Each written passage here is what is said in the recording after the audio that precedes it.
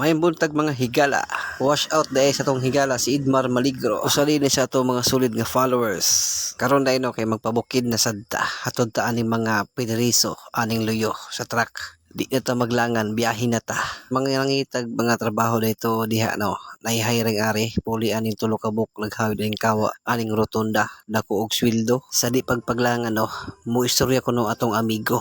Yes mga idol, good morning.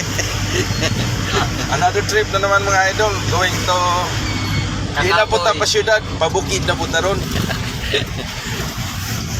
Inana jud na siya, pero bisag inana na siya, sulid gyapon na to nga followers. Hapit sa taaning dapita, mamalitag isda, syempre vlogger ta, naayoy makaila. O diba, bisag wapatan na monetize ni Mita, nanay nakaila. Nga, bali nangita dahil may kanang isda diri nga tulaon no, kanang presko ba. Sama sa istorya, presko kaayo. Sawa pa nakaila. Hoy! Pero sa personal di ay dubok na ito. Sa di pa mo mangutana no. Kabalo ko nga di sad mo mangutana o magunsa mi atong bukira. Chill rami dito. Soroy bitaw. Pero mag-serve di ito. Kay mauman ng amo ang trabaho. Kumbate brother. Arong masinso. Hoy! Hapit na hinoon ko makalimot.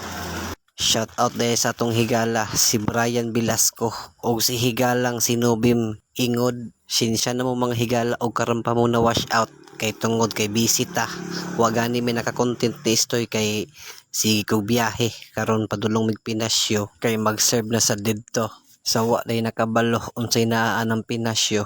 Naa didto ang Prayer Mountain na gitawag nila o magkaadto mo perting ninduta. Di ka mahayan, kauban sa inyong pamilya o bisita. Pagkaninduta, kay habog man ang area dito, kita tanan. Hasta ang pagpanglibak sa silingan. Maunghom na ninyo ning video ha. Aro makakita mo sa area dito nga perting gupuha. So karon na ino, naabot na ta. Atong lang taon o tinuod ba? Ang gipagtabi-tabi na ko ganina. Pero time sa no, kung naganahan ka aning video ha, palihog kog follow.